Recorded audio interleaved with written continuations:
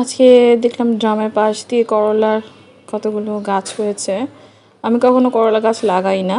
আমাদের বাসায় যে করলা নিয়ে আসে সেগুলো ফেলে দিলেই দেখা যায় যে করলা হয়ে যায়, লাগানোর প্রয়োজন পড়ে না। বিচি পড়ে থাকলে গাছ হয়ে যায়। দেখেন কতগুলো বিচি পড়ে আছে, হচ্ছে কাটা বাছার সাথে আমি দিয়েছিলাম, সেই খোসার থেকে কিন্তু ভিতরে বিচি ছিল, ভিতরে গাছ উঠে গেছে।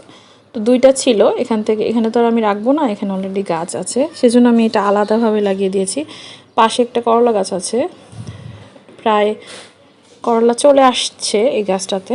তো আমি কি করেছি, ওই দুইটা গাছ পাশ দিয়ে আবার লাগিয়ে দিয়েছি, যাতে ওইটা দুটো পুরাতন হলেও এগুলো আবার নতুনভাবে শুরু হবে, তো করলা গাছে থেকে যাবে। আর দেখেন গাছের জন্য আলাদাভাবে কিন্তু কিছু লাগে না, আরেকটা গাছের ডাল ভেঙেই কিন্তু আমি এটাকে সাপোর্ট দিয়ে দিলাম।